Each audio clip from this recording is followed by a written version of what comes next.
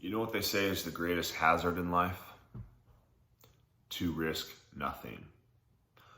It's not to be a high-rise construction worker. It's not being an emergency room doctor. It's not being a police officer. The most hazardous thing, the most detrimental thing to your life is to risk nothing. For some reason, some of the greatest things are attached at the end of the challenge string. When I was a little boy, I remember watching my dad water ski behind the boat, just being enthralled by it, just like, man, that's so cool, I want to do that. My dad always said the hardest part about water skiing is putting on the stupid boot. That's true. That is so true. But I'll tell you, as a little boy, in that semi-cool river water, current flowing, I was scared. I was scared sitting in that water, rustling with the ski, holding on to the rope, being 65 feet away from the back of the boat, giving my dad a little thumbs up to go, and then hearing the roar of the boat motor, lean back, let the boat pull you up. And wouldn't you know, after a bunch of struggling, half drowning, you're up. The ski's planing, and you're kind of wobbling around a little bit. You got the little shakes, but you're water skiing, man. You're water skiing. You're doing it, and the boat's erupting. Everyone's clapping. Yeah! But man, I was scared sitting in the water. I might have even been crying. I think my dad even might have said, you can ski or you can swim home. Nah, he didn't do that. He's not that gangster. But anyway, any of those that know my father know he might have said something like that. Point is, I'm really glad he pushed me and my brother to water ski that day. I'm really glad he wouldn't let our fear override our ability to do something that he knew was genuine, he knew was fun, he knew was gonna grow us. Here I am, almost 40, and I can land 5 or 6 different inverts, 180s, 360s, 540s, handle passes on the wakeboard. I've probably been behind the boat, 1,000 times. I love wakeboarding. I love water sports, surfing, snowboarding, been sponsored, competed, all because of a single risk taken. One moment in time as a little boy. Whew. The greatest hazard in life is taking zero risk. I'll tell you another story. So I was turning 27 years old. It was on my birthday. It was in 2010. Same river that I learned how to water ski. My parents got a really nice house right on the water, and we visit there every weekend we can. So pretty much a local. We walk to the floating bar next to our river house. Pretty pimp. It's a bunch of docks and place to tie up your boat. A floating platform, huge floating platform where you got your live music, your bar, your popcorn. They bring food down to you, dance and sit, and it's awesome. So we live, our house is between 2 of the biggest bars on the river we can walk to. So my 27th birthday, I walk onto the bar. A buddy of mine stops me the minute I get onto the deck. And, hey man, let me buy you a shot. It's your birthday. Of course. So I sit down with my buddy Mark, and we just start tossing them back. And, I just look up at the crowd, and I see this guy. And all the way at the other end of the bar, I had no reason to be looking at him, but I noticed he was looking down on the ground, like distraught, like he lost something real important. And he looking down, and he look up. And we make eye contact. And he's like, I need your help. And I could see his voice. I could see his words coming out of his mouth. I couldn't hear him. There's 200 people between us, the roar of the bar, roar of the river. But man, this guy needed some help. Not knowing him from Adam, I go run over to him. Hey man, what's your problem? My buddy, he went in the water and he hasn't come back up. Oh, so at this bar, there's an eddy. The current makes a 90-degree elbow at the turn, and it keeps going right at the bar, comes upriver just a little bit, making its little whirlpool until it catches its heavy current and rolls back downriver. So right at this bar, your boat will drift upriver, not downriver, as you're trying to tie your boat up, and it always throws people off. So Buddy's looking for the guy that went in the water on the front end of his boat, which is downriver, thinking. I knew right where it was. Sadly, we lose about a tourist a year in Parker under the docks because of the current and because of getting sucked under the docks, slipping in, jumping in, not understanding the current, not understanding the eddy. It's fairly dangerous. So without hesitation, I looked at him. I was like, "Where'd your buddy go in the water at?" And he pointed to the back of the boat between the dock and his boat. Jumped in without hesitation.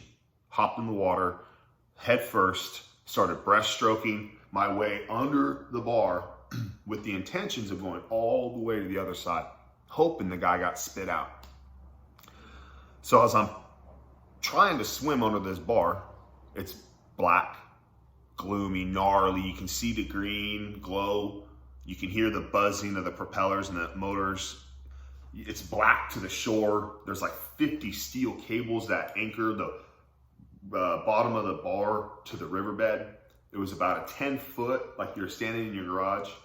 So you couldn't, there was no air, there was no pockets, there was nowhere to breathe. Dude, it was a savage sight. So I'm swimming, and no joke, it wasn't until I bumped the guy's nose in front of me that I could make him out.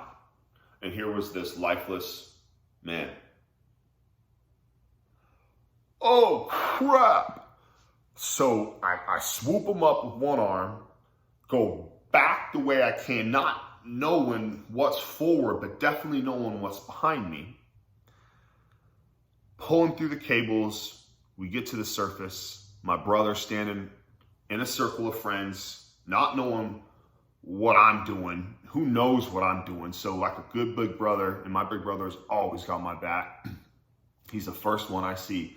Rick, get him up. So me and my brother hoist this dude up out of the water, who's got to be 230, 40 pounds, full of water, swollen, the size of a walrus seal, man, the color blue like an igloo ice chest. Like I'm talking the gnarliest thing I've ever seen in my life. His neck was swollen out to his ears and his traps, and he was just this blob. It was so savage. So just panicking, roll him onto his side, drain his ass out of water, roll him back, beat the piss out of him to chest compression, get his heart pumping again, blow into his mouth, roll him onto his side, roll him back over, beat him up again. And when I went to blow into his mouth the second time, he drew from me. You could feel him drawing air from me. So lo and behold, this dude's breathing, but he had no, dude, he was gone. So medics show up, take him off, and that's that. So the rest of the night's a blur, obviously. Next morning, pretty cool. We wake up, we go to breakfast, and again, it's one of these places on the river where you pull your boat up, you stand on the platform, you order your food, you sit down when a table opens up, and you grind down, you get back on your boat, you go about your business. So we tie up the boat, we walk on to Bad Knocks, and the second I step on the platform, every single person stands up, starts clapping. Very surreal moment. Very humbling moment. Very small town.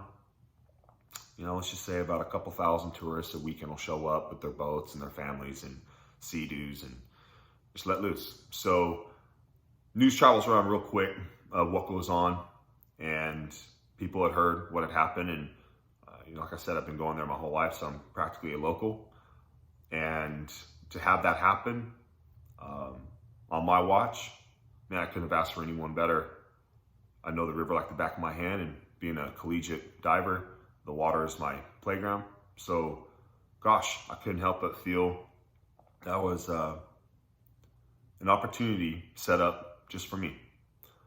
And had I hesitated, well, the outcome would be significantly different. You see, later the next day, I got a phone call about 3 o'clock in the afternoon from the family of the gentleman whose life I'd saved. And I had heard through the grapevine that he had lived, but I didn't catch much else.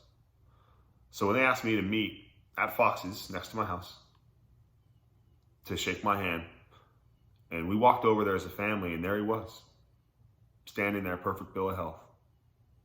I couldn't believe it. What a miracle. So we hug it out, cry, had a drink, cheers. He has since gotten married, had a few more kids. But listening to him tell me about death, listening to him explain how he died, listening to him tell me how he said goodbye to his 2-year-old son, Cole, will forever burn a significant memory in my heart. Gosh, I love that man so much, and I'm so proud of him for the man he has become in his life today, and I pray for him. I pray for his future. He was given another chance. They said he was drowned for up to 7 to 10 minutes before I got to him. It was about a 2-minute breath hold for me to pull off what was done, and I couldn't hold my breath for 90 seconds in the bathtub if you paid me to. So I know for a fact that that wasn't my doing. I know for a fact that I was just a pawn that day. I know for a fact that God used me as a tool. As I go in my toolbox and I grab a crescent wrench or I grab a 10mm socket if I can find it to work on my stuff, because it's just a tool to get the job done. I was God's tool that day. I had to take a risk. You see, the greatest hazard in this life is to take zero risk. I don't know why the greatest things are attached to the end of the challenge string. But it's the things in life that are challenging that are worth going after. They say CrossFit is dangerous. Really? I didn't know football and gymnastics were so safe. I didn't know flatlining off a 10-meter platform doing a back 3.5 was just so simple and so easy. CrossFit just so happens to be probably the best means to get you into shape.